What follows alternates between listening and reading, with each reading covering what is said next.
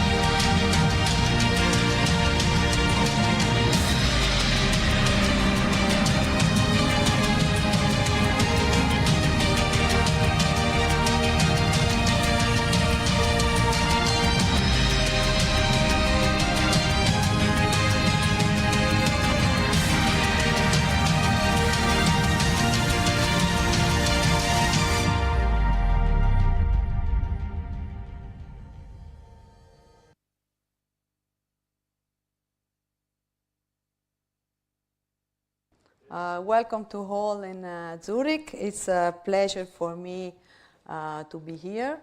And so thanks for coming from IPSA Foundation for Scientific Research. I'm Silvia Misiti, and I have the privilege to drive this foundation since 5 years. So it's a young organization.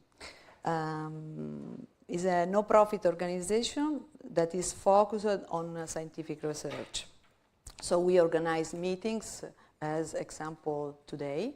So these are the free meetings, so 1 day of science all together. But also we enlarge fellowships for young researchers. And of course, we like to have also activities for more general public, I mean for culture, diffusion of culture and science contaminated from other arts and activities. So today I don't take time just to present the foundation because we have a lot to do today. But our website and Facebook with the IPSA Foundation will follow you for to give all the informations and of our activities and on our mission.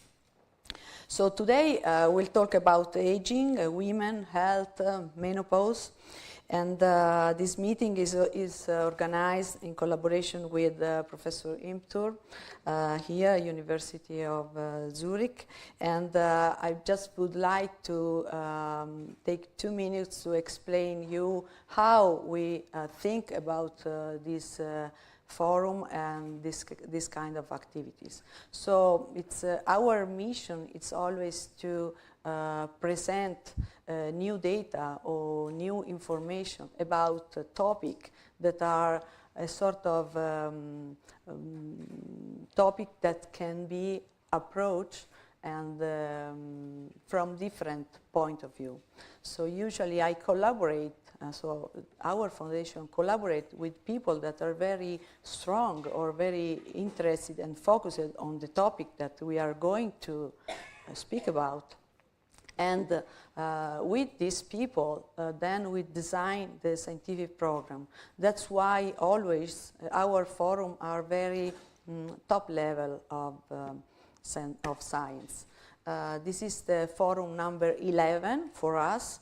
So on the website you can see that we treat about different topics always with this kind of mission. So a sort of probably the word that we love more for our kind of activity is contamination. So we try to contaminate and try to put together in 1 day a lot of people that work on this topic and are able to give us a different perspective. So my time is now. It's time to introduce Professor Bruno Imtur, that will be also the chairman of the first session, and he will drive us all day. So Bruno.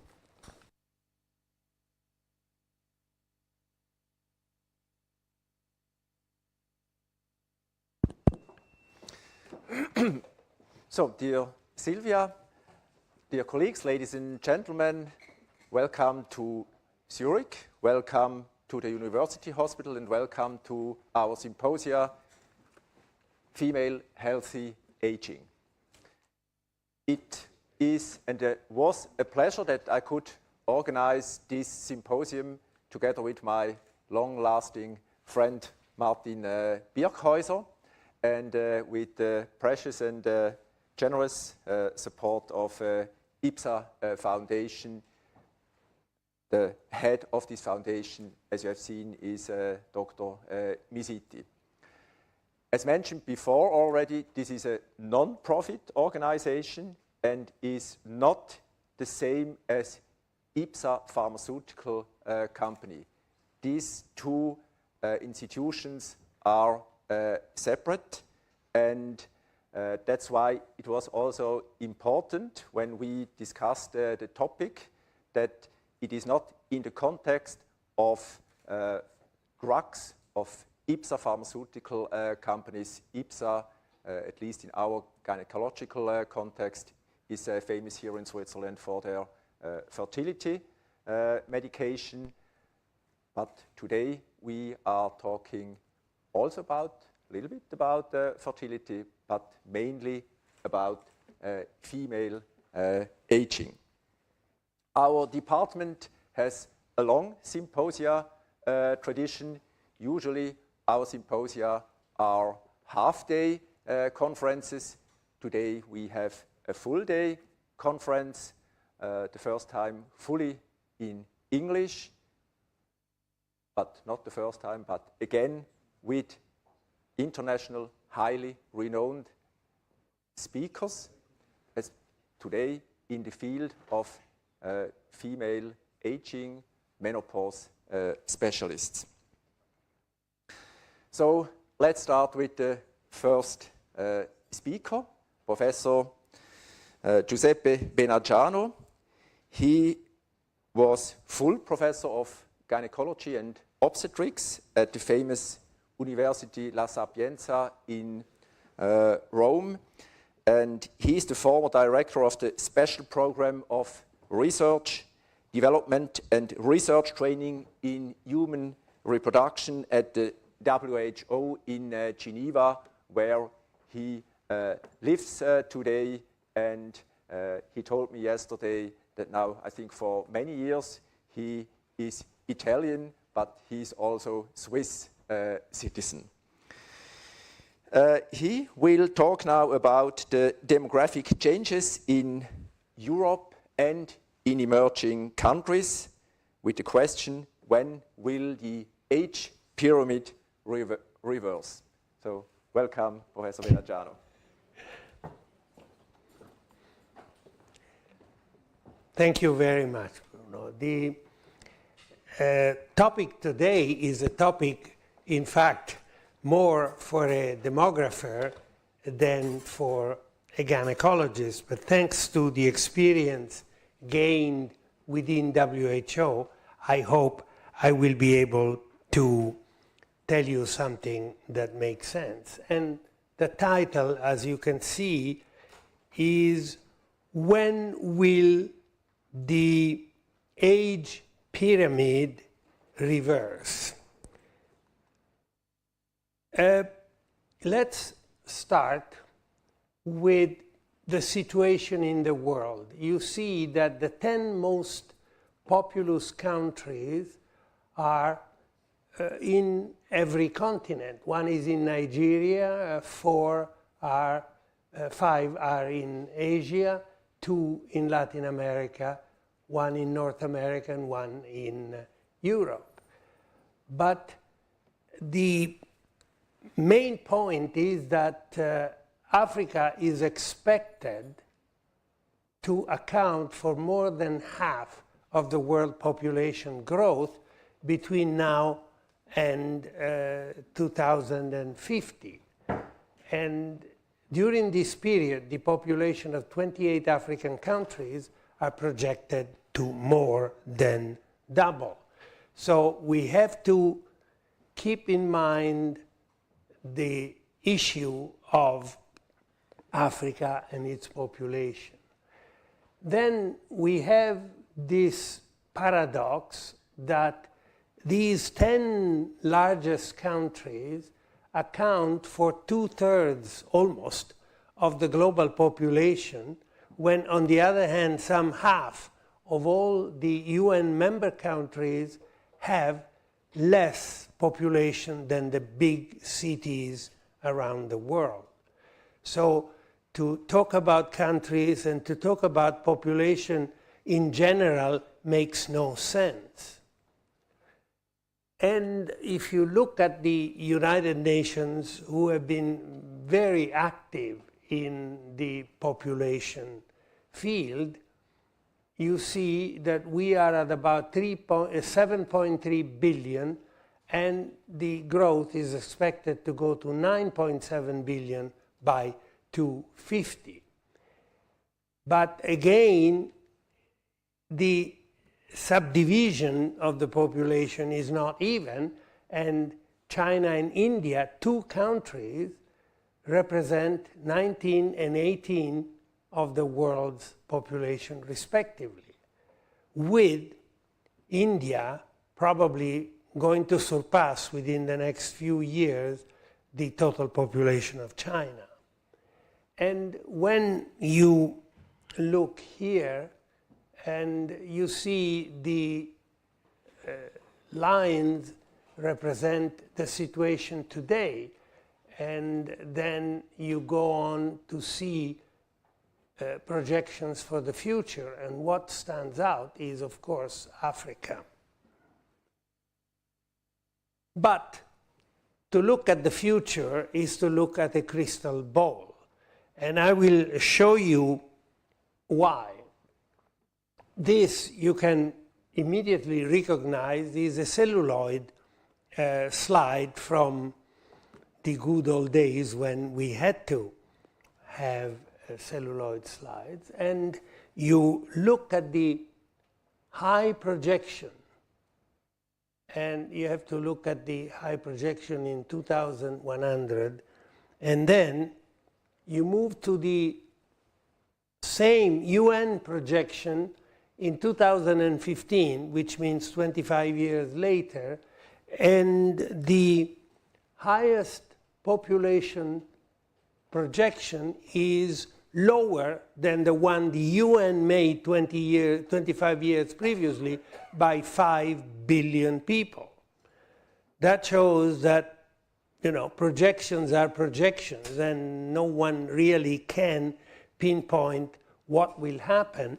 But the thing which, in my opinion, is very, very important is that the low projection shows that by the end of the 21st century, the population will start going down. And again, this simply shows where the population growth takes place, but by the same token, where death rates are highest. And there is another aspect of death rates, and this is the infant mortality. And as you can see, as the birth rate goes up, infant mortality goes up. And because this happens in the developing world, the stable population is reached in our part of the world when you have 2.1 fertility rate. In the developing world, because of the high mortality, you need to have 2.3. Today, hopefully, things will improve.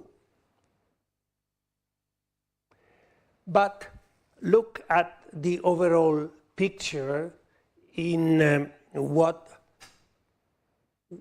was the situation in 1970 and what was the population in 2000. So we are making progress in stabilizing the population of the world, and this trend will continue. As you see, the blue, the light blue, is where the fertility rate is below 2.1, and by 2100 it is projected that the vast majority of countries will be below 2.1, which in the long term may mean a decrease in the global population. And if you look at the age-specific fertility rates and the progress that has been made, these are the poorest countries, and they have the highest. The poor but not so poor have done greatly, as you can see from the scatter between these two, and our affluent countries are already down. So for us, the problem is not to continue to go down in fertility rates. And, you know, the answer to the question that was posed to me for discussion today, when will the age pyramid reverse? There is only one answer: never. It will not go back. Population growth and population aging pyramid will never go back to what it was in 1950.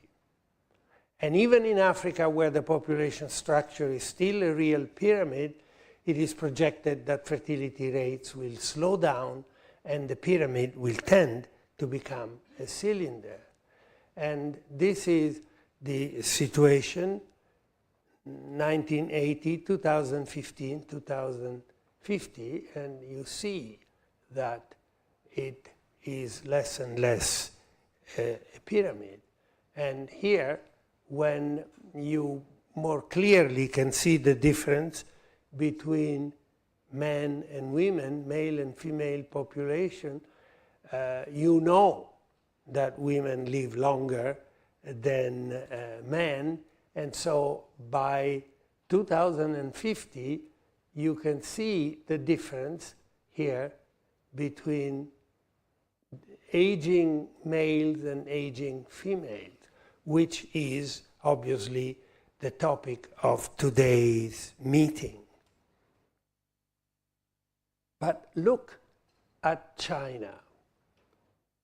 And I have this moving to show you how it continues until it reaches the one on your right. And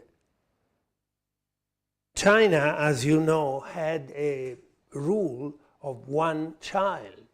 And this has now been changed, allowing every couple to have 2 children, because they have calculated that something like 30 million young Chinese men simply don't have a mate, because the difference between men and women in China is around 30 million. Nobody knows, because there were people in the countryside who had a second child and never declared it. So these children are growing up non-existing.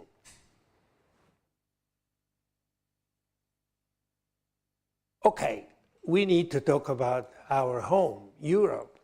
And the current population of the European Union is 510 million. The European Union is about to lose 65 million from the UK. And we will try to analyze the situation that we have here with the areas where the population is growing and the areas where it's more sparse. Okay, the future of Europe. As you can see, the intriguing story is that the Nordic countries and the UK, much less France, may continue to grow in population, whereas Southern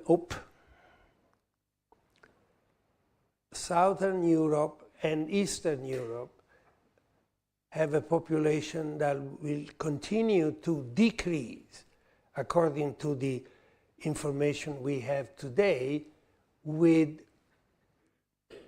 Switzerland being okay because it's green, which means the population is projected to increase.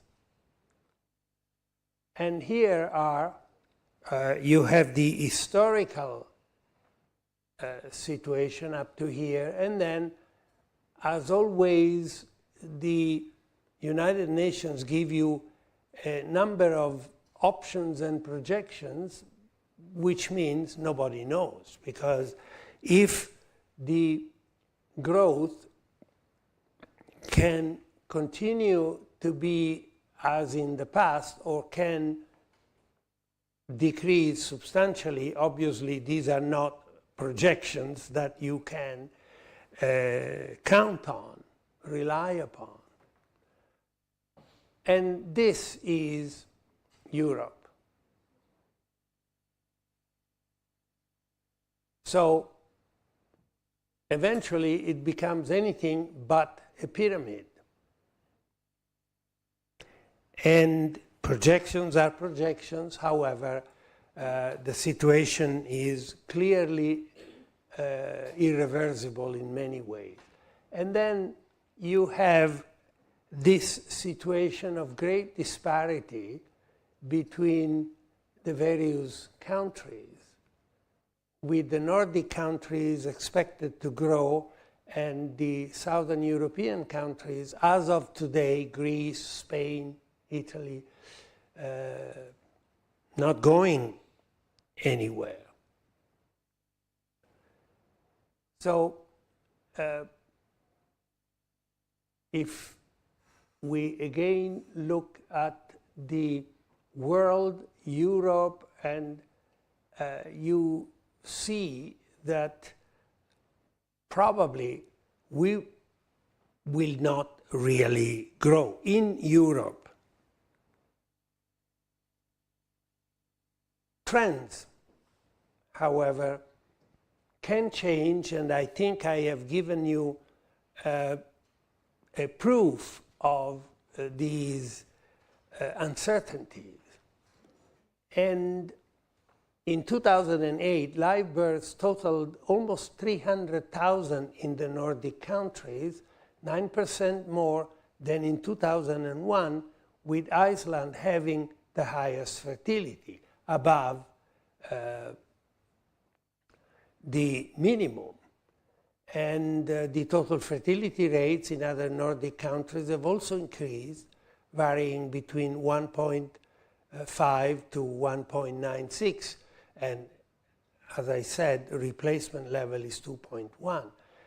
The problem is that the total population of the Nordic countries, even within the European context, is negligible.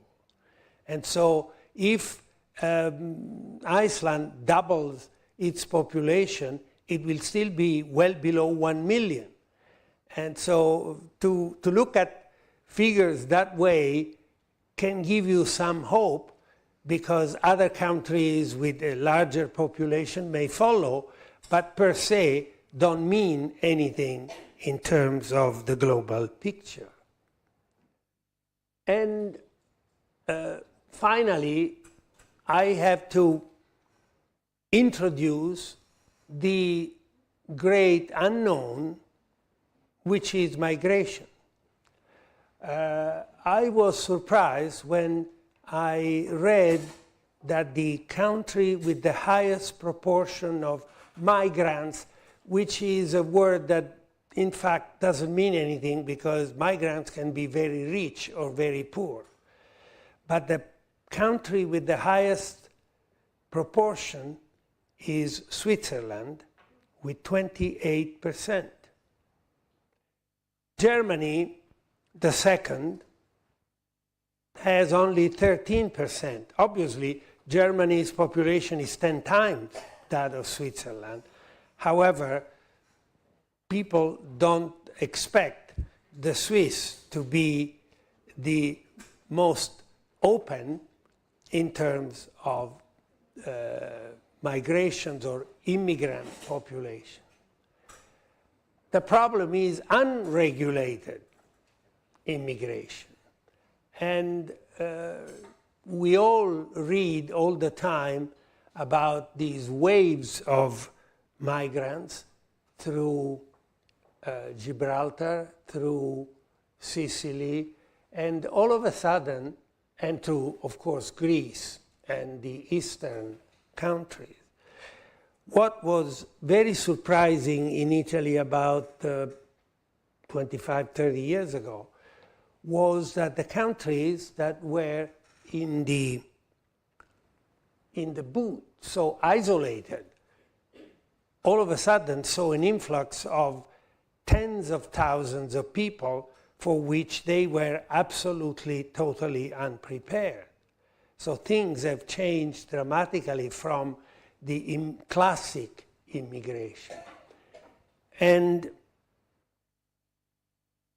when you look at the situation in Europe, you have, of course, Germany in total figures with the highest percentage. But to me, what is important is what you see down here. It continues to go up.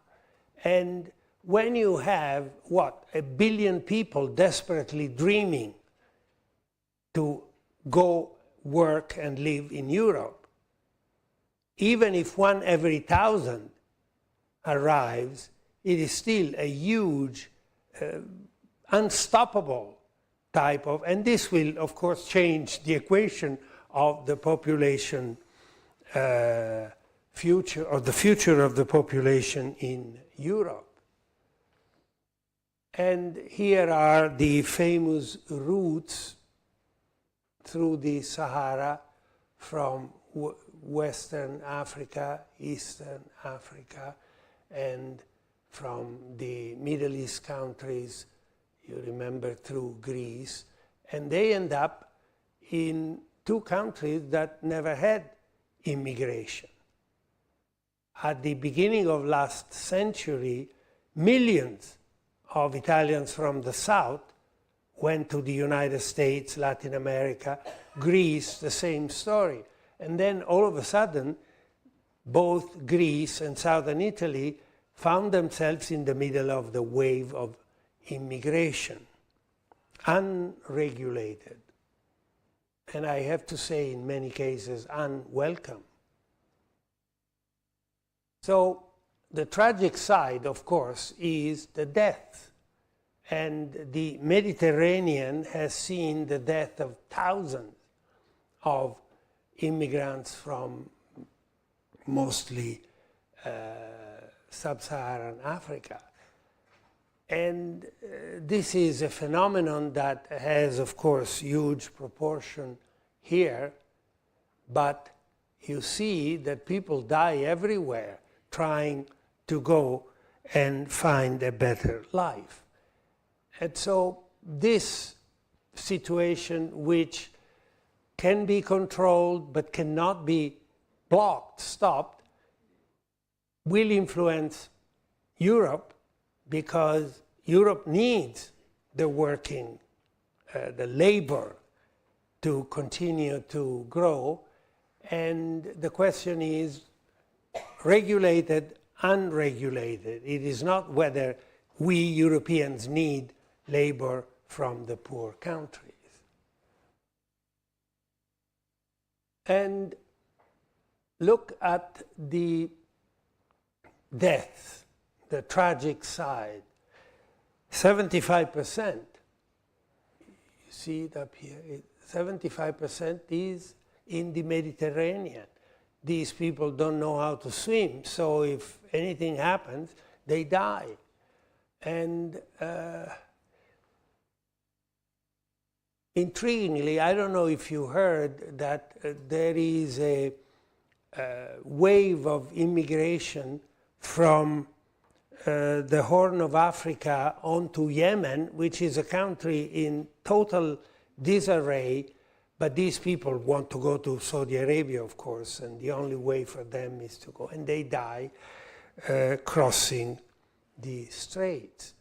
So the picture has become tragic for those who try to emigrate, and unsustainable for Europe, with waves of people who protest, who want this story to end.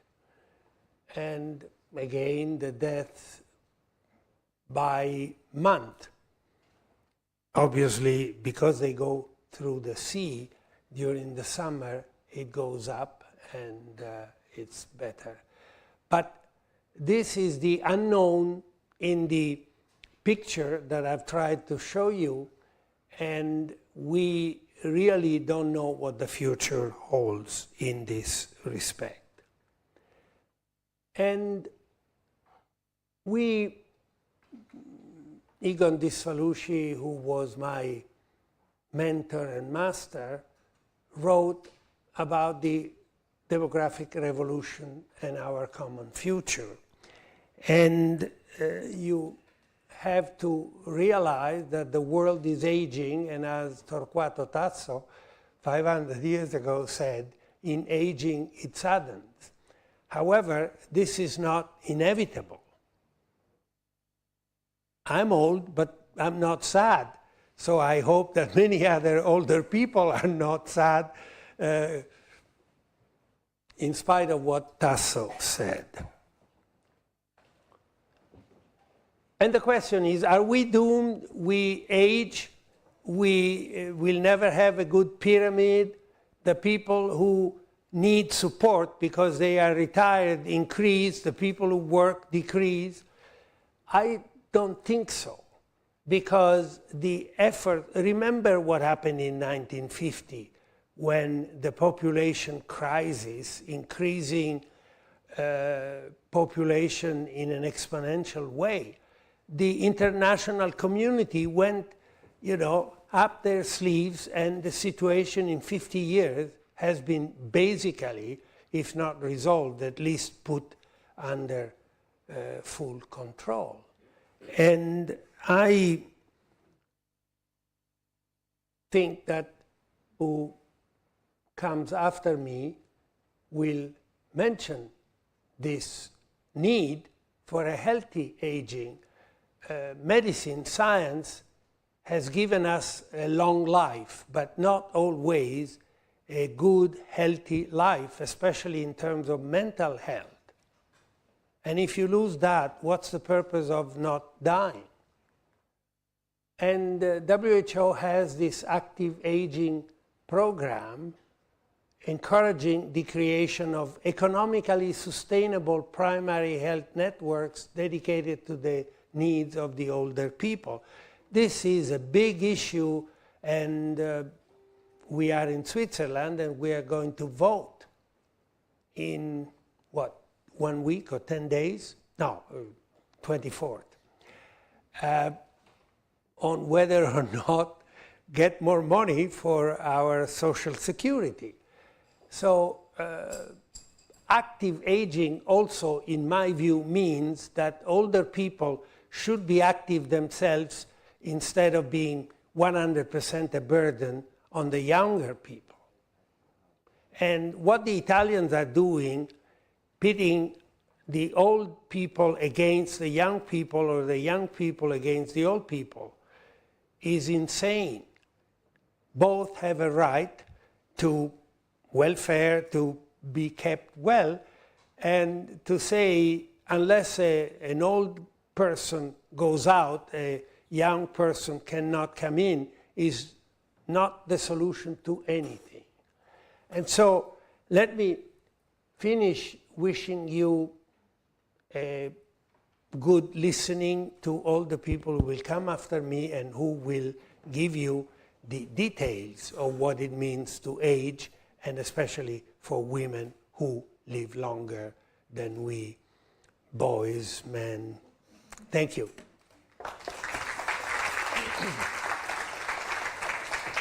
So, Professor Benagiano, thank you very much for this clear and excellent talk. Please wait.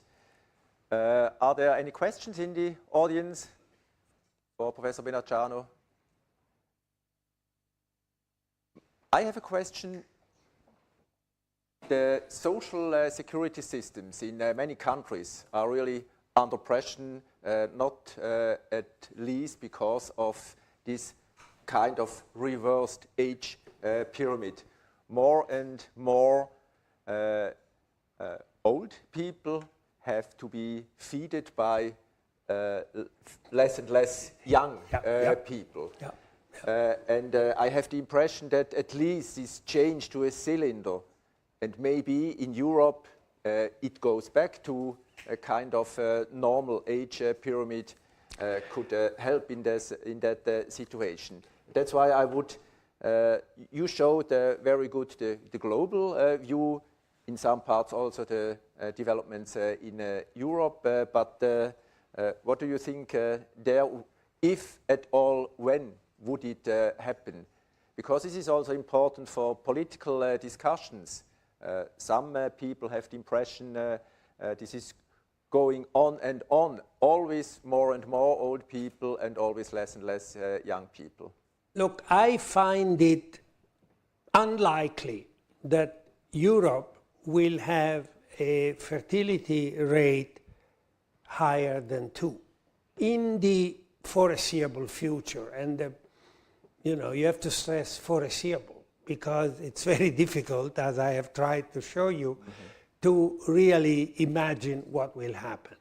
There are some signs from, by the way, the countries that were the first to lower birth rate, the Nordic countries. So if we in Central and Southern Europe follow the same trend, perhaps we will go all around 2, but not above that. So it will be replacement, nothing better than that. The Italians, all of a sudden, about 4 years ago, created a system where the age of retirement is linked to the life expectancy. And so people eventually, according to this new law, may be forced to go and retire at 70. And of course, this has created hell among the older people who just want out. It is difficult to see, but I don't want to make any propaganda for Switzerland since we are going to vote. But it is a very important vote, because the money has to come from somewhere, or the pensions will be decreased. I don't see any alternative to that. Okay, Christian. Hello? Yeah. Interestingly, the one curve of decreasing fertility with the female age, the one curve birth rate is decreasing until 45. And it's not a relevant number, but interestingly, if you continue the curve in some places in the world, especially in our areas, the curve increases again due to reproductive medicine. So it's quite ironically, but... Are you talking about Europe or globally? Yes, of course. I'm talking about rich Europe, countries where after 45, due to egg donation programs, birth rate increases again until 50 or 55, So this is a perimenopausal or even post-menopause increase of fertility, which is a very, philosophically but biologically interesting. And these curves exist, and you see after 45 increasing birth rate, but it's not the egg. It's not the egg of the woman, certainly. But it's interesting. It's not a relevant number, but it will increase. From absolute figures, pregnancies 45 and up are negligible. They are very controversial, but whether you approve or disapprove, as of now, they will never influence the growth. So I don't see in the future that will concern many among you, not me, a variation going back to above 2. Generally, some countries will, and some will continue to go down. In Italy, it is abysmally low. It's 1.2. Incredible. Okay. So they need even immigrants and from North Africa, you want to say. Thank you. Okay, thank you once again.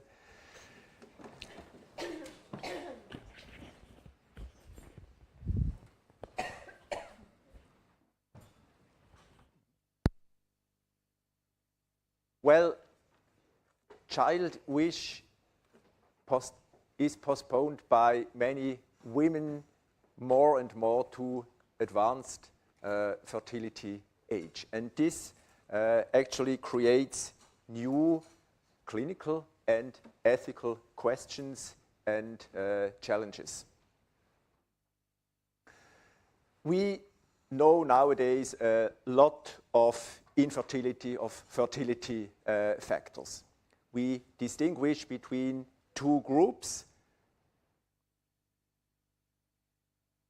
unspecific factors and specific factors. And definitely the most important unspecific infertility factor is age. In men, we know that fertility remains very stable until the age of 40, 45, and then gradually decreases, mainly due to a decrease of sperm motility. However, the situation in women is completely different. There it remains stable until the age of 35, 36 only, and then it dramatically drops within 10 years to close to zero. Many couples nowadays, at least in Europe, know this problem. But many couples think when they go in their 40s to one of the frequent fertility centers that now they can overcome this problem. At least when we do homologous, IVF, or infertility treatment, this is not possible. We can only fight for the age-related chance of that specific couple, but not more. We cannot reverse the wheel of time. The problem is even stronger, that those women who conceive and get pregnant have then in reverse, starting with 35, an increasing risk of miscarriage, going to close to zero at the time of, going to close to 100%, not zero, 100% at the time of menopause. In Switzerland, but also in many other countries, the average age of mothers at the birth of their first child has increased in the last decades. In Switzerland, it was in the mid-70s, slightly below 26, and now going up to more than 32. One could argue, well, what's 32? That's not a problem. It's far below 35.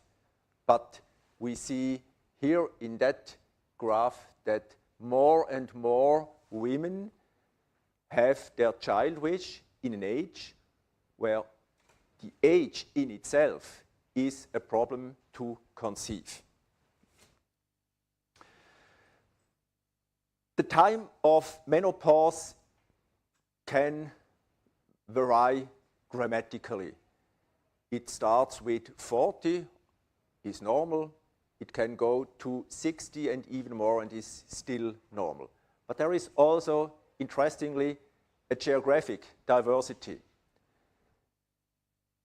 The highest time and age at menopause is in Australia. The lowest is in Latin America.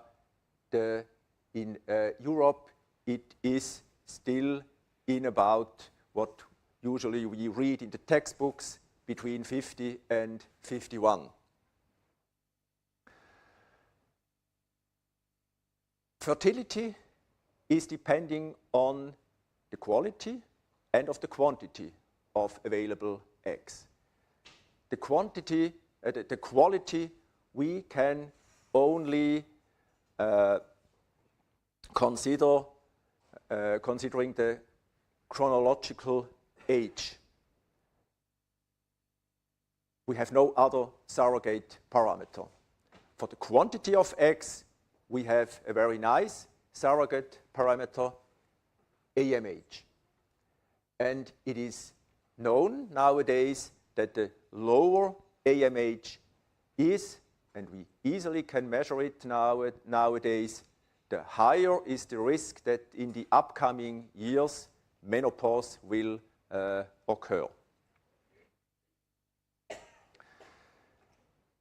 In the last 100 years, the age of menopause remained very stable, but the life expectancy has increased dramatically by more than 50%.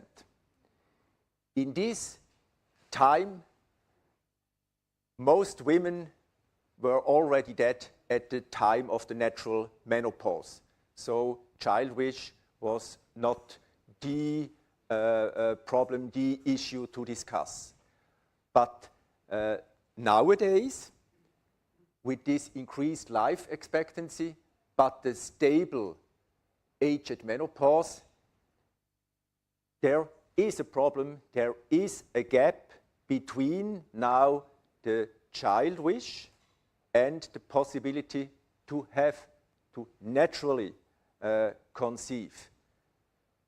And nowadays, women in their 50s have a vitality that is comparable to the vitality of women in the 30s or even 20s in that age in the 19th century.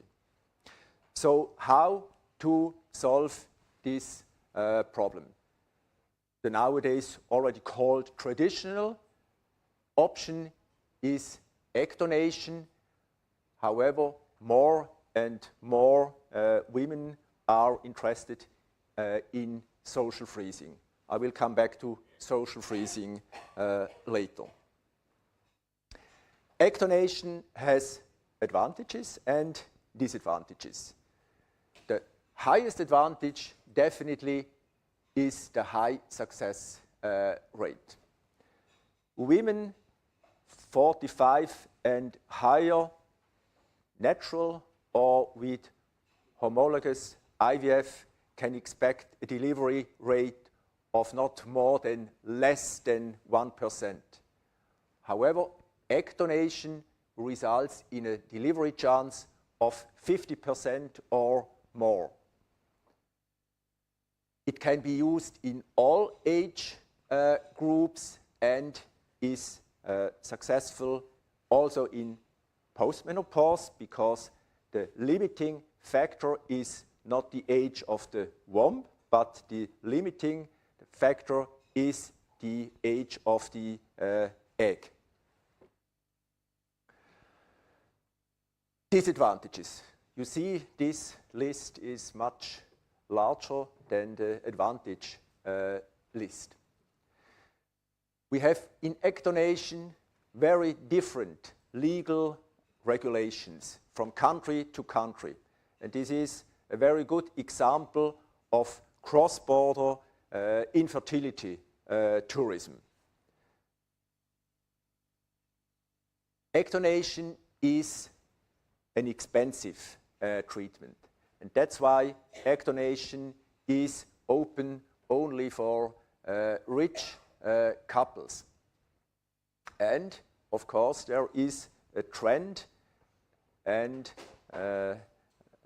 threat that this develops to real big business in infertility centers with all its advantages, but also disadvantages. There is a risk of harm for the donor. The donor has to pass an ovarian stimulation, and this can result in ovarian hyperstimulation syndrome. Rarer and rarer, but it is there. And the risk of an ovum pickup procedure, it is an intervention that can result in infection or in bleeding. Bleeding, again, very rare, but bleeding can result in brain damage or, in the worst case, even with death. The compensation, the financial compensation, might attract donors, the wrong donors, and can lead to a misuse of donors. What also limits the results of egg donation, pregnancy and deliveries is the limited availability of eggs. In many countries where egg donation is possible, the demand for eggs is much higher than the eggs that are available. It's always a lack of donor patients with a few exceptions. And last but not least, there are increased pregnancy risks compared to homologous pregnancy, mainly gestational diabetes and preeclampsia. And here you see egg donation results in a dramatic increase of preeclampsia. The risk is 2.9 times higher in egg donation pregnancies compared to homologous pregnancies. But in addition, it is also an age risk. And here we see that these risks mainly start to increase with the age of 45. And that's why many countries limit the egg donation recipients' age to 45. However, a recently published study showed that it's not the age itself that makes the risk. It is mainly basic general health or obstetrical problems that create these risks. So one could discuss to go up with this limiting age of 45 in healthy women. But this is a medical and a political issue. And always is also the question, what's about the child? Are then these old mothers and fathers ready for their children? Can they do it? And this is an older publication. They concluded that yes, also mothers after the age of 50 have an acceptable and a good parenting capacity. And another publication asked, well, what's about the behavioral problems with old mothers and fathers? Interestingly, they concluded increasing maternal age was found even to be a protective factor. So at least one can argue the age for the development of the child is not a negative factor. How is the legal situation, at least here in Europe? In most countries, egg donation is permitted, with the exception of Germany and Lithuania, so we call it Litauen. Many people, Swiss citizens, have the impression egg donation is something very special. But again, as in many fields of reproductive medicine in Switzerland, Switzerland is special. And in Switzerland, egg donation is forbidden as well as in Germany. But Germany and Switzerland are not Europe and not the world at all. Italy is a special case. There is a law that prohibits egg donation.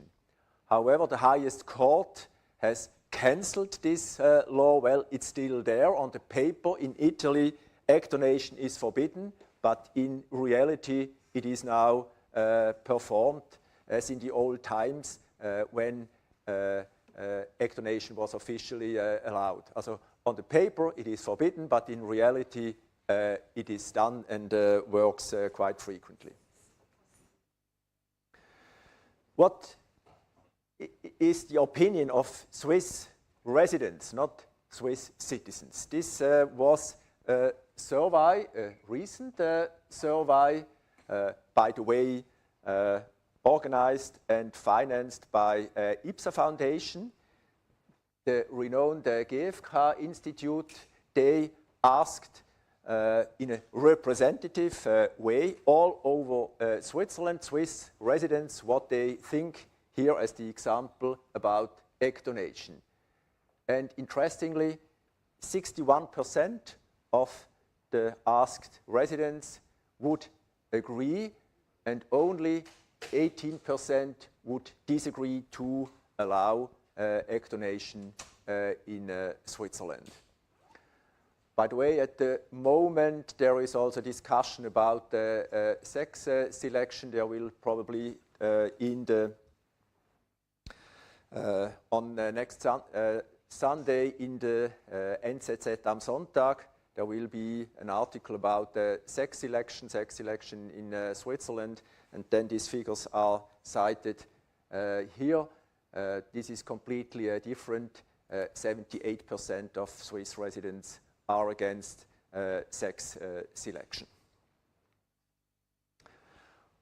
What about social freezing?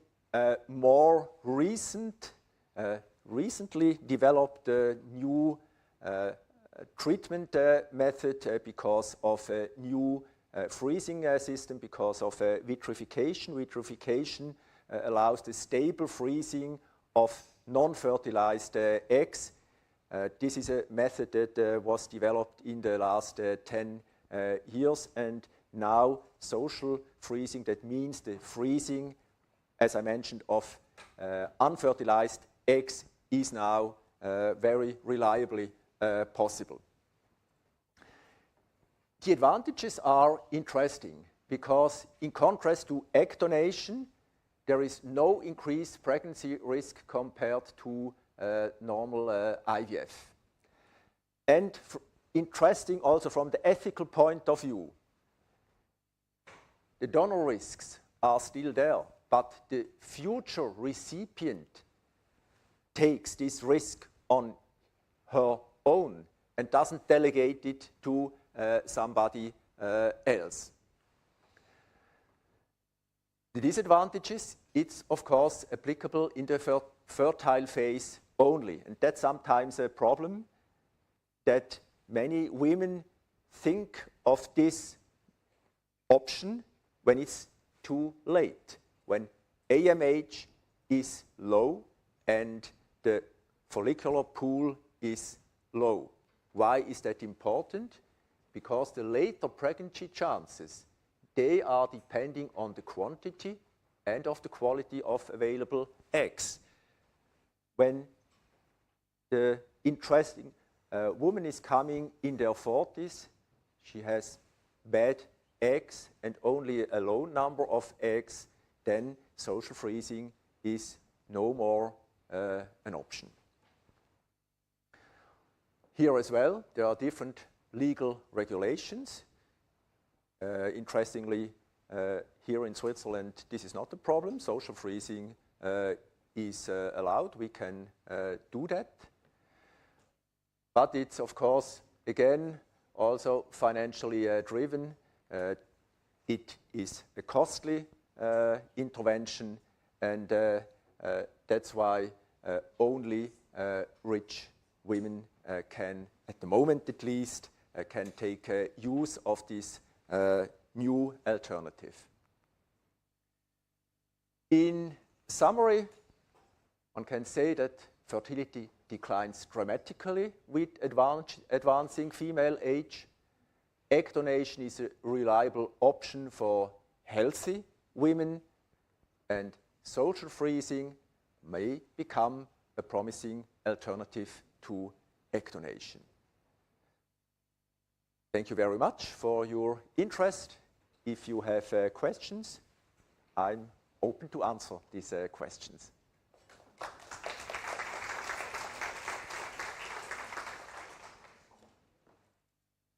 Yes, please. Yeah. Yes.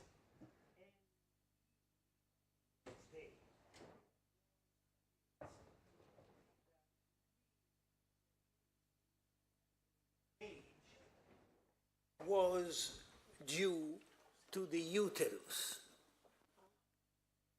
Remember, he was not an so LD, nowadays was we not know a- it's- but in those days Yeah. that was, and of course egg donation proved him wrong.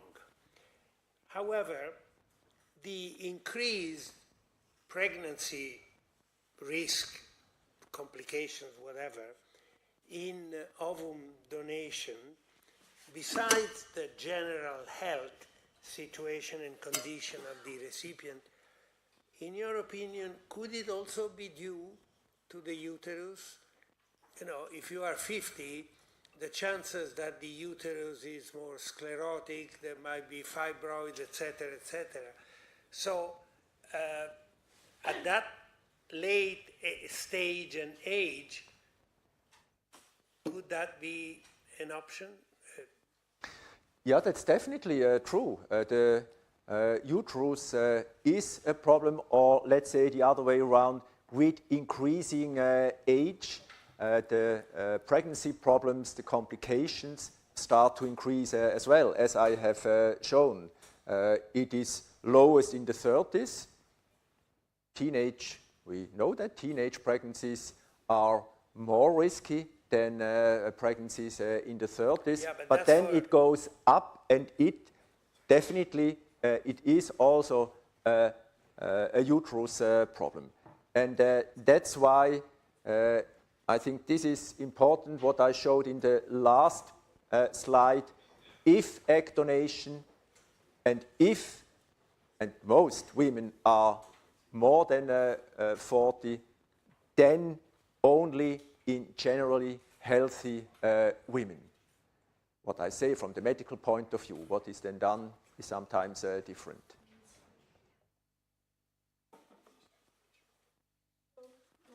To jump on this question, you didn't speak about surrogate pregnancy, which could be the next step after social freezing. Well, surrogate is a substitute for women who have no uterus or a defective uterus. Egg donation is something that is for women with no fertilizable eggs. So from my point of view, these are two different indications. But with surrogate, of course, we have much higher ethical problems and questions than with egg donation. Even there we have some problems. But I mean to alleviate the question of age and uterus. Social freezing and then surrogate pregnancy could be the answer. So a long time ago, a good French scientist suggested that in the modern times... Or uterus transplantation, a method we are working on. No, but you need to take graft. Yes. This is step by step is the progress of medicine. But we have to be careful and think about, as I mentioned, not only the clinical medical complication and implications, but also on ethics. Here in Switzerland, it's a little bit different because everything is regulated by the law. And we try now to introduce egg donation as well in Switzerland. But now in these days, a revised law for reproductive medicine came into force. And the politicians say now, no, we don't want to speak about egg donation. Now we have a new law. Let's look for the next 10 years what happens. And then it's now over. We don't discuss, as in countries such as Belgium, the Netherlands, Denmark, or UK, where things are going on step by step, are discussed widely also in the society. But here it's now, the discussion is closed. And that's we have a very good system, but this is a negative side of our system.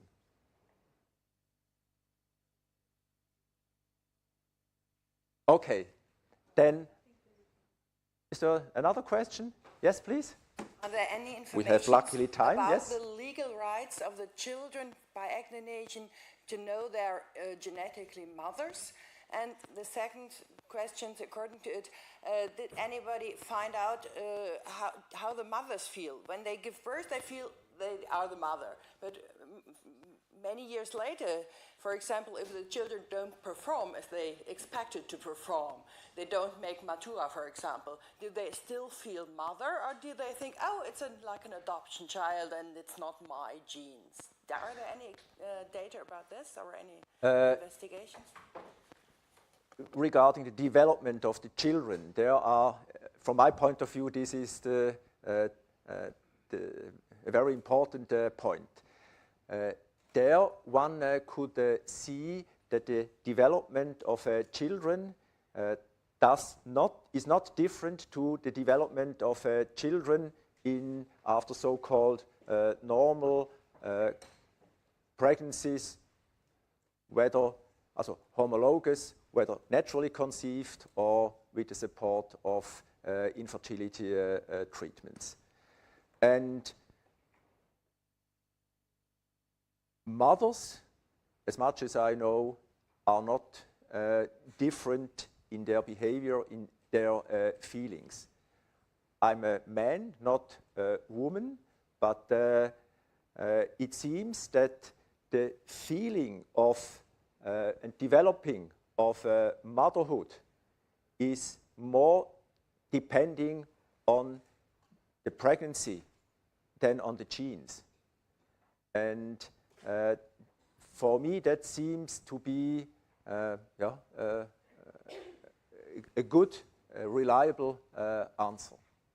That in egg donation, the social mother is also the pregnant woman, in contrast to surrogate mothership. And this might be also the advantage of uterus transplantation compared to surrogate mothership. Okay. Yes? Yes, there is time for one question.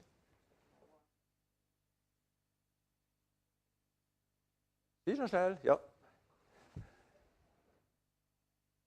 Hat ich nicht vergessen. I do agree with the lady in front that in the society like we have today, that everyone thinks he can achieve everything at any time just to a point of cost, I think the option of surrogacy and social freezing is actually an option. And I think we are so in a globalized world that people will travel wherever they will get what they want. It doesn't really matter if our law in Switzerland will allow that or not. And I think we have so many possibilities nowadays that it starts to really get a little bit scary what's going to happen in the future. Well, this is a general philosophical remark. One always, of course, can say, well, everything can be done. In the Middle Ages, of course, it was also possible at that time to say, now it's done, or is everything possible? I remember here in this city, Zurich, there was about 15, 20 years ago in the government a lady who was responsible for the constructions here in Zurich. And she decided, well, Zurich is built. We don't need new plans for upcoming future developments.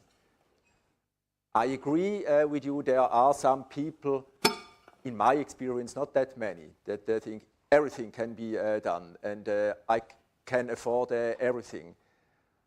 But also for them, sometimes nature and even our treatment show them their limits.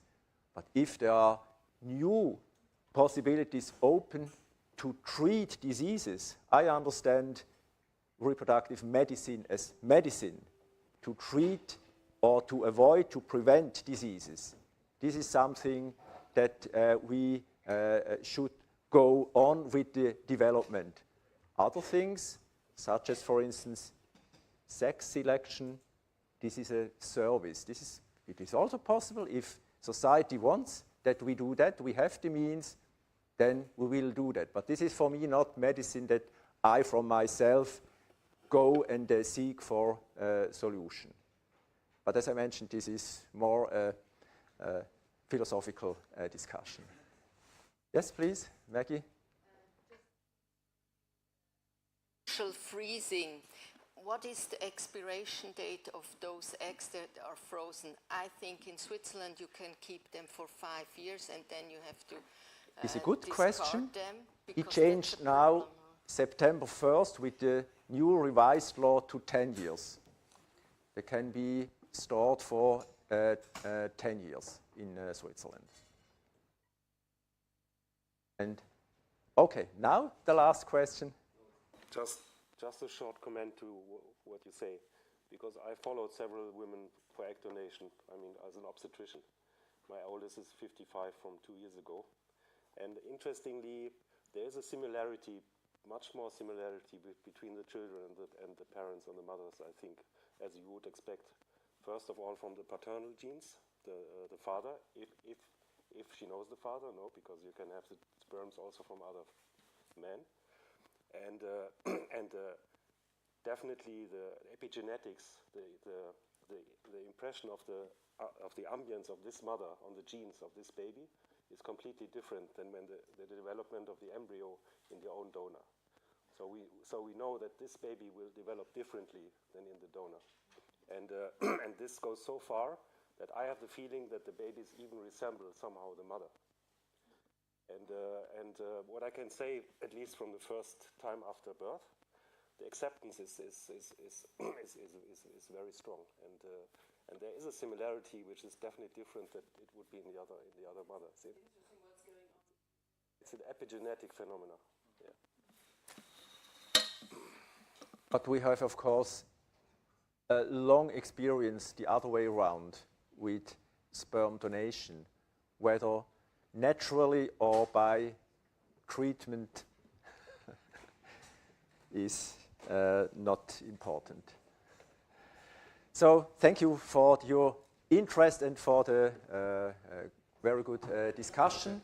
It's now a pleasure for me to introduce Professor Petra Stute. She will talk about the topic of good health in menopausal women as a global challenge. Professor Stute, she is Deputy Head of Gynecological Endocrinology at the Inselspital Bern, and she is our actual President of the Swiss Menopause Society. Welcome, Petra. Thank you very much. It's a pleasure to be here, and thank you very much to Bruno and to Martin to invite me to talk about this probably quite theoretical topic. So, as you're all aware, menopausal or the management of menopausal women around the world is quite different, and you probably all know this guy here on the picture. It's Professor Mück, and I'm always very impressed when he talks about his experiences in China. So he always says that in the morning there are about 1,000 women waiting for him, and he can deal with them. So at the end of the day, he has counseled 1,000 women, and I'm always surprised how this is possible. And on the other hand, in Europe, we have a completely different situation. It's more like a person-to-person counseling and not mass counseling. And obviously, we have more treatment options, and that's what he is working on in China, to have more treatment options for those women and not only TCM. So this might be a difference. And also, in other countries around the world, for example, last year I was in Kuwait attending a conference, and I was surprised to hear that they only have one approved hormone replacement therapy, which was Livial. So they do not have all the options that we have here, more or less in Europe. So this is why I will more or less focus on women, and I'm here as also a representative of the European Menopause and Andropause Society, and we have published a paper last year which deals with a model of care for healthy menopause and aging. And the keywords here are healthy, menopause, and aging. And I would like to focus on these topics in the next couple of minutes. So the first question can be, why do we need a healthcare model for menopause? Isn't it enough if we just open our practices and women can come and we counsel them? But the answer is, actually, the number of postmenopausal women will dramatically increase, as you all know. So it's expected that in 2025, there will be more than 1 billion postmenopausal women worldwide, with all the long-term and short-term consequences of estrogen deficiency. And on the other hand, that's probably the bigger problem, there's a lack of knowledge in women, but also, and that's the very bad news, also in physicians. So there are quite some studies, mostly from the Western countries, showing that regardless of which medical discipline we are looking at, that the management of menopausal women is not a central focus of all medical disciplines, even not in gynecology. So, and the first question is, what do we think, or what is proven what women really want? And it's obvious that the attitude towards menopause and aging differs between individuals and cultures, and may also differ between the woman herself and the physician. And if we look at studies, which are all quoted in the paper by EMAS, then we find that what women really want is that we listen to them and take them seriously. That sounds very basic, but often this is actually not really done. Then they want clear and evidence-based information and menopause and treatment options.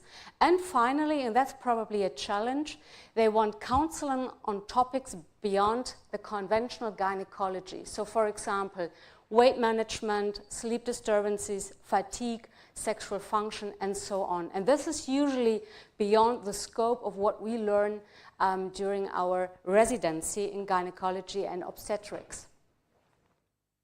So when we were putting together the paper for the menopausal care, or the model of care for healthy menopause, we looked at other activities in Europe that also tried to establish a model, and we found this model or concept very helpful. So this is active and healthy aging concept, and the reason why this concept and model was developed is quite obvious, because demographic change and aging are significant features of all European countries. There is no universal definition of active and healthy aging. However, in this context here, active and healthy aging is meant to be a process of optimizing opportunities for health to increase healthy life expectancy, to increase healthy life years, and to increase quality of life for all of us, not only for women, for all of us as we age. And this concept of active and healthy aging aims to allow people to realize their potential for physical, mental, and social well-being throughout the whole life. So it's not only addressed for people 40 plus, 50 plus, 60 plus, but it's addresses all people throughout their life. And this concept is meant to put into action by a European Innovation Partnership on AHA. And this European Innovation Partnership was launched in 2012 by the EU Commission. And they just have a very tiny goal. And this tiny goal is to increase the average healthy lifespan by 2 years by 2020, which is already in 2.5 years. So how do they want, or have they planned to realize those goals? They have several different focuses. So one focus is to enable EU citizens to actually lead a healthy, active, and that's probably the most important part, independent life. They also want to encourage the social and healthcare systems to work efficiently, and they also want to boost the market so that there are new products, new services on the market to reach this goal that the healthy lifespan will be increased. So again, we have the two keywords here, which will also, which we will also come back to with our healthcare model for healthy menopause. And the keywords are healthy and aging. And I would like to focus on these two keywords a little bit so that you understand how we come from the AHA to our healthy menopause care model. So what is health? There are different kind of concepts about health and disease, and I personally like this concept best. So we have two axes, and on the one axis we have our objective findings or diagnostics findings, which can be pathologic or normal or anything between this. And on the other axis we have how we feel. So we can feel very fine and we can feel sick. And all of us will be somewhere here on this diagram. For us as doctors, this is the easiest to deal with. So if someone has a pathologic diagnostic finding and feels sick, then we think, okay, he or she is sick, and then we try to help this person. On the other hand, if all the diagnostic findings are normal and the person feels fine, then we all agree this person is healthy. But there are also other stages. So it's possible that someone has a diagnostic finding that's just really bad, but still feels well. So then we would say, oh, that's someone who's functionally healthy. That's sometimes quite irritating if we have someone sitting in front of us who's really sick but says, I'm feeling fine. And on the other hand, it's possible that we do not find anything in all kinds of diagnostics we are doing, and this person is feeling quite sick. And then we have something which is probably easy to deal with for psychologists or psychiatrists, but for the other medical disciplines, it might be quite difficult to deal with this kind of people. So, and during our whole life, we will always, all of us, move around somewhere here. So we see that this is quite a dynamic balance, and it depends what kind of demands we are faced with, and on the other hand, if we are capable to deal with these demands. So this means that the capabilities on the social, physical, and also mental level differs between all of us, and our capabilities will change while we age. So this means at every moment we can find ourselves somewhere here, but depending on our capabilities to deal with this, this will change due to aging. As I've already said, most of us are very fine dealing with these patients here that are feeling and objectively sick, and we are very good at classifying those people, because already since more than almost 60-70 years we have the ICD, so we are very good at classifying patients according to the International Classification of Diseases. However, the WHO wants us to also classify people according to their functional status. So in 2001, the WHO introduced the ICF, and the ICF is the International Classification of Functioning, Disability and Health. And this goal is not to replace the ICD with the ICF, but the goal is that we combine them, so that we use the ICD, which we all know, looking at pathogenesis and organ-specific manifestations, but we also should have a look at the function.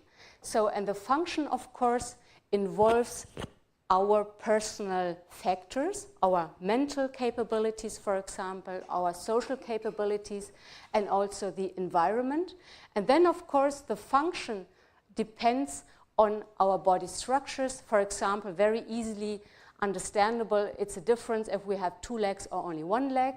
And then body functions, activity, and if we are able to participate in social life or not. So the ideal goal is to combine ICD, so the disease classification, with a functioning classification. So now we switch from the difference between health and disease to the question of age, because that's also important to address when we are looking at menopausal women. So what is aging? I'm aware that there are tons of different definitions of aging, but one of the, I think, very broad definition is this one here.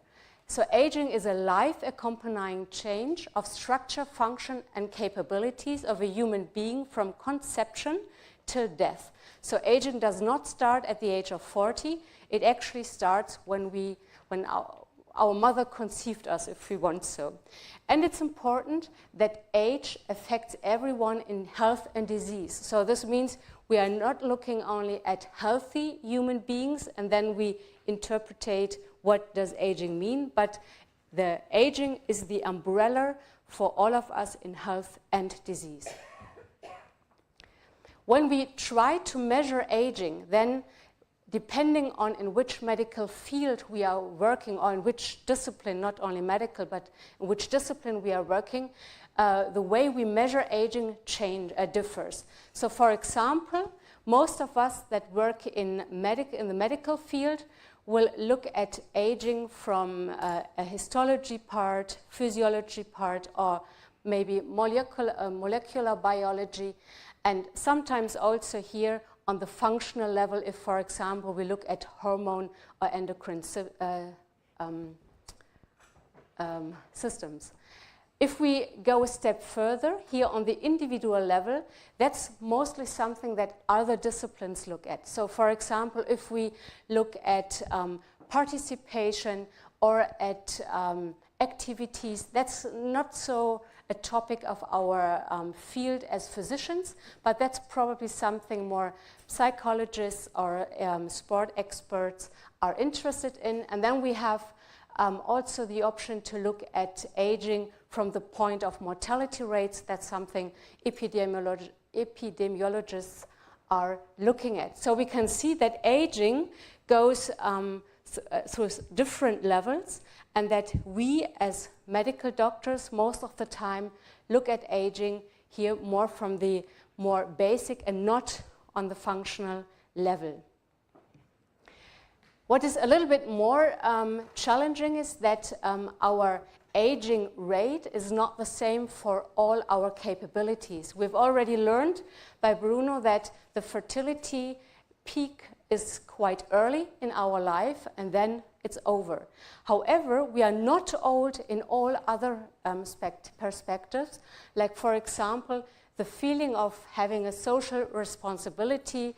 The peak is much later than our fertility peak. So this means depending on what we are looking at, our peak of or our maximum may differ across our life.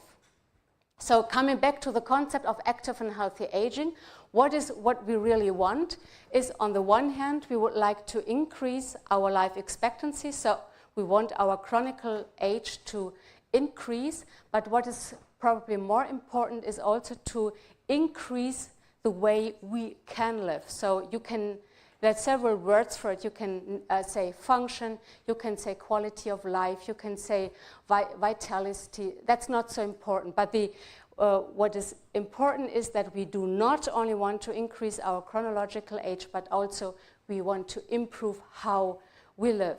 And this also implicates that we want to delay the onset of chronic non-communicable diseases, and that we want to optimize our life and our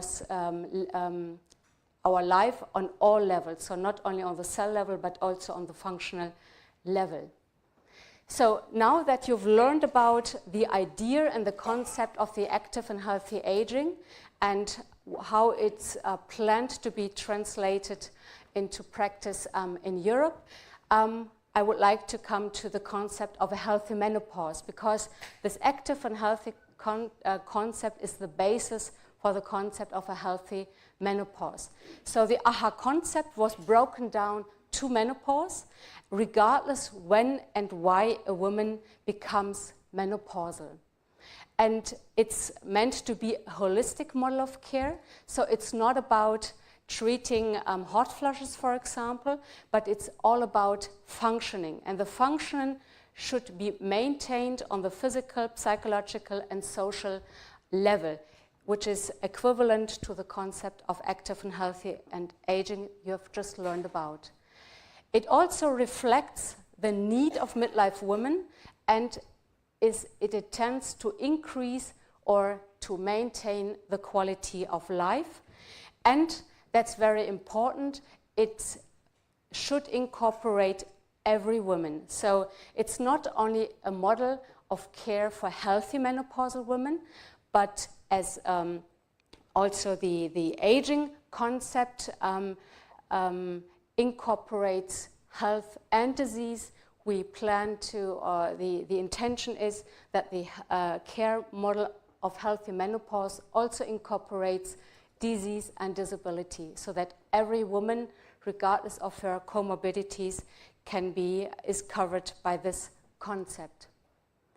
So as I've already said, it's a holistic model of care, and there are several overall goals, and these overall goals are health care and health promotion, and what is really important, empowerment of the women to make a choice and to change and have a positive impact on her health and well-being.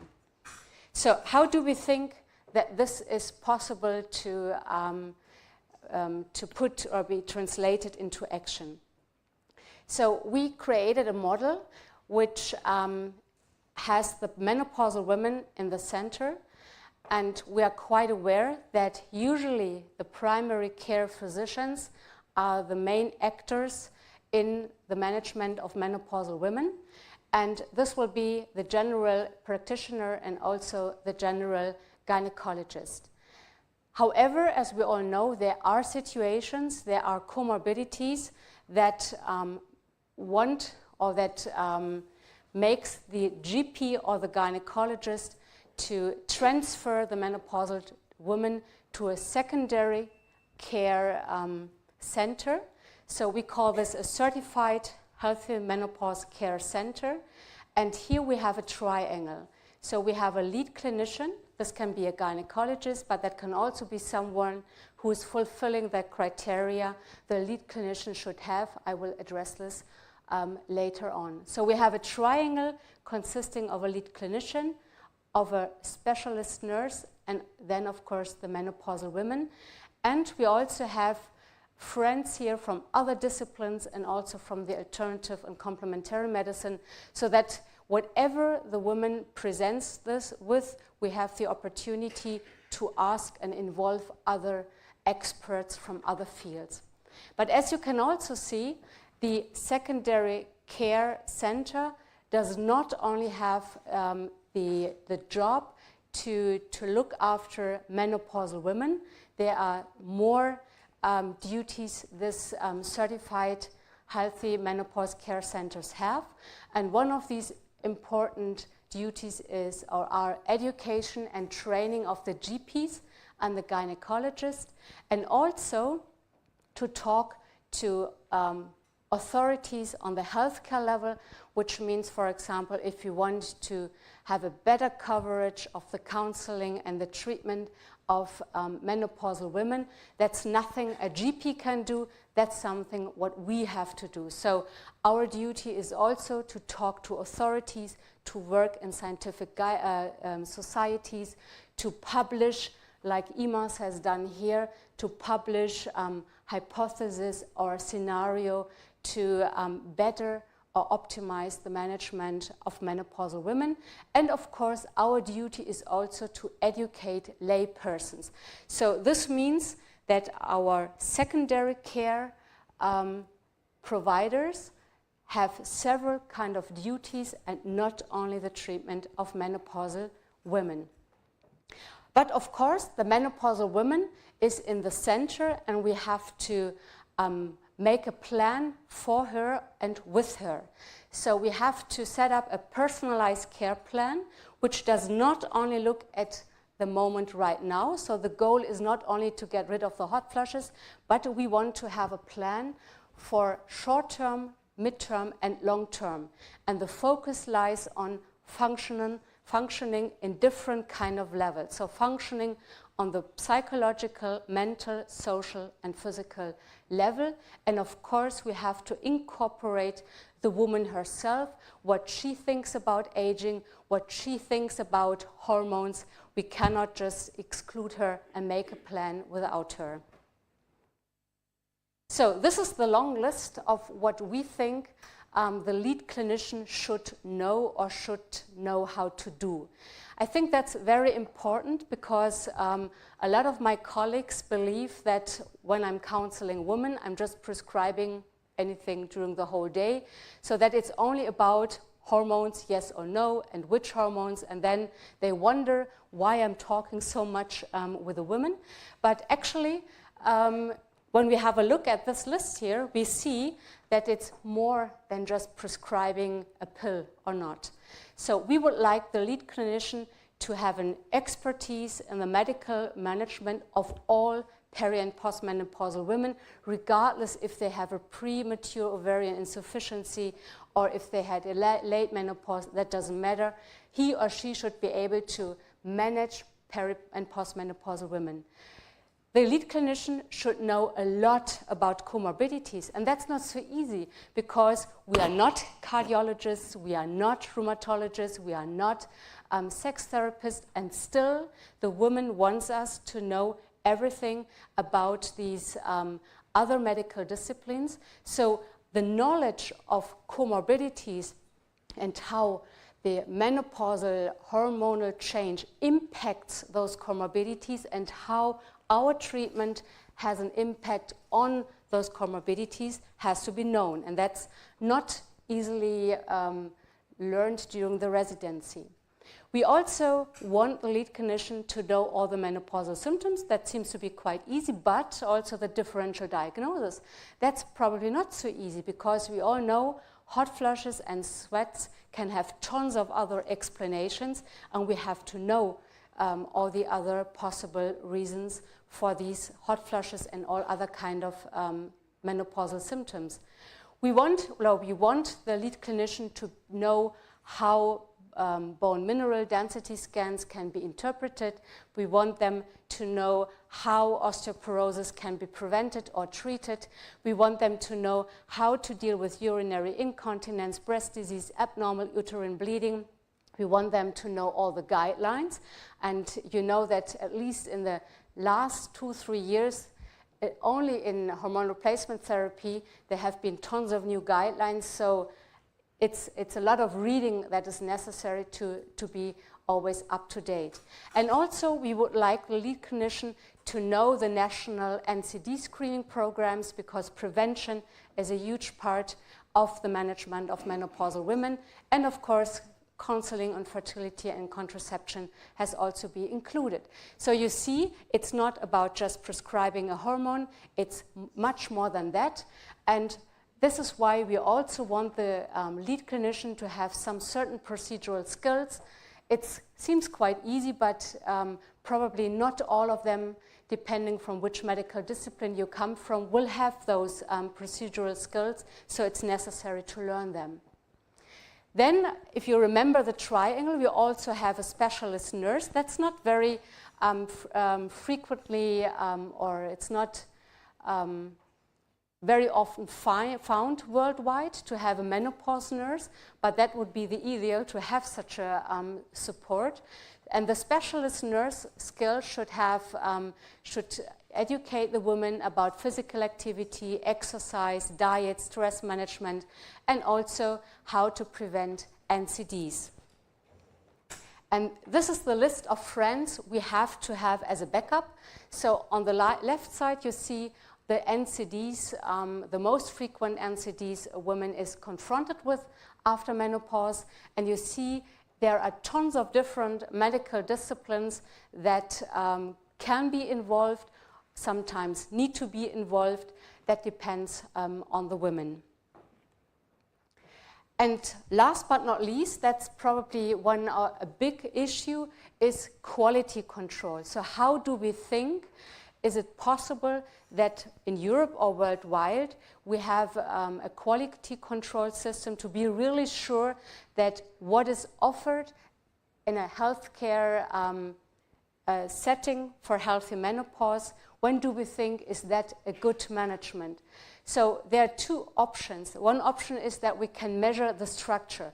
That's quite easy because we know this from other medical fields like IVF, for example. We could have a ISO certification, we could have EFQM, that's the one we have in Bern, that's a European quality control system. But probably even more difficult is the question how we measure the quality of the content. So what is the outcome really that what we want? So do we really reach the mid, short-term and long-term goals the women have? And how can this be done? So the question at this point is, and now you see hopefully that I'm closing the circle, coming back to the ICF. So the question is, how could we measure function of a menopausal woman, because that's the goal, that she functions the way she would like to, and how could we measure that? And actually, ICF is not really well diffused, not in Switzerland, not so much around the world, and probably most of the where it is used is mostly rehabilitation medicine and also geriatrics. So if we are working in those kind of medical fields, you are very familiar with the ICF, but in other medical fields it's not so familiar. And the question is, how can we measure function on a good quality? And that's something we have been working on in Bern, to do assessment to measure function. And the next goal would be to combine those two aspects. So ICF-based assessment and function of menopausal women. So I come to the conclusion. So the healthy menopause concept you've learned about is a holistic model which covers the physical, psychological, and social functioning of women, incorporating disease and disability. We have a triangle which consists of a lead clinician, specialist nurse, and the woman herself, and we have a network of friends that help us if there are certain medical conditions. And it's quite obvious that in Europe and probably also worldwide, there are not too many people that really focus on menopause. So this is why we constructed this model here, because we are aware that if we have so many menopausal women and we have so few doctors that are dealing with menopause, we have to have a concept how we still want to manage those women. And we have to think about how we define quality if we have such a setup of healthy menopause care centers. And that's probably the most important or also most challenging part, but that's also the job of us as the lead clinicians to work on, to have a subspecialty for women's health. That is probably nothing what we will have in the nearest future, but due to the increasing amount of postmenopausal women, maybe at some point we will have something like this. Thank you very much.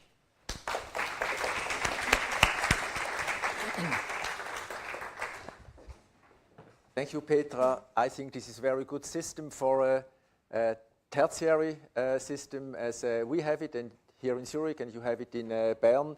But please don't think that now you should stop HRT in your practice because you cannot follow all these conditions. It should be adapted. No, but that was the goal, that the primary care is still GP and gynecologist. It's not, it does not have to be always a specialized menopause center. And then we have here an increasing financing problem, especially now the upcoming limitations by the Bundesrat Berse.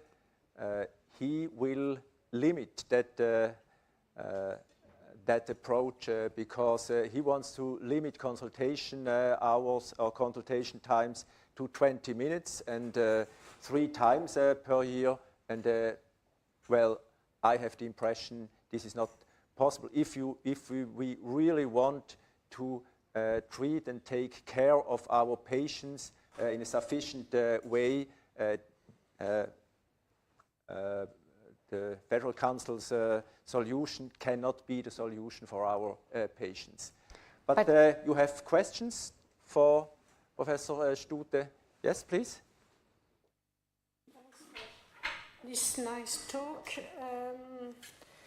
In France, we are also peculiar. I think you said that in Switzerland you are peculiar, but I think in France too. You know that for 3 generations now we have the medical gynecology, exactly what you are describing here, women health. So we are trained separately from OBGYN and do endocrinology, oncology, cardiovascular disease, osteoporosis, and so on. So I think we get the answer for that, but we have to fight every time against OBGYN who want to keep the training, but they are not trained in medical purpose. They are trained for obstetrics and surgery. Right. Mm-hmm. So when they practice menopause, they don't follow women, not so much for menopause, and they are not trained. Mm-hmm. So we are fighting, trying to explain that, and still some OBGYN can be trained later on in their life for medical purpose. But we have these specialties in France. Okay, that's great to know, because I only know from the German-speaking countries we have the subspecialization for gynecological endocrinology in reproductive medicine, but that's also such a focus. So I'm glad to hear that something like this exists in Europe, so I'm happy to contact you, because I think it's really worth to get the information from all the European countries and how they implement this in medical daily life. Thank you. Mm-hmm. Thank you. I think it's exactly what we need. If you look at the financial difficulties, one is that the menopause nurse cannot write the bill. So we have to know that for diabetes, there's a diabetes nurse and she is allowed to do it. So we should have a look at the system, how it works. Otherwise, we'll never be able to do it. And the question, this system is fantastic for our European culture, but we know we have a lot of women come from different cultures in Switzerland. How can you integrate these women in the system? So you mean those women with a migration background? Anatolia. Okay, okay. Okay, we still would hope that they go to their primary care providers, GPs and gynecologists, which are then involved in this kind of model of care. But I agree that that those women also have probably to be addressed more individually and personally, but that's also one of the duties these secondary healthy menopause care centers have. Information, education of the lay persons, not only the GPs and gynecologists, but that we have to get the information to every woman. You didn't talk much about hormones, but I want to talk now a little bit, because we all remember that the 2002 WHI study was stopped. And the consequence of that was that HRT use in many countries dropped dramatically.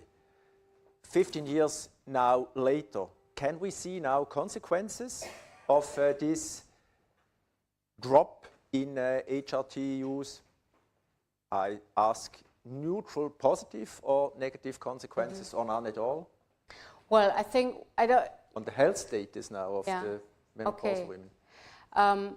I don't have the exact numbers, but probably Pauline knows better that in the US there are numbers that the number of fractures have increased since the drop of the prescription of hormone replacement therapies. But I only read this, but I don't have the actual numbers about how many more fractures are really there. But obviously on the quality of life level, I think that's what we all know, that women who have not been treated adequately have lost some of their quality of life. Maybe our friend this afternoon will address this point. So we are now a little bit delayed. Thank you very much for this excellent talk. I invite you now for a coffee break.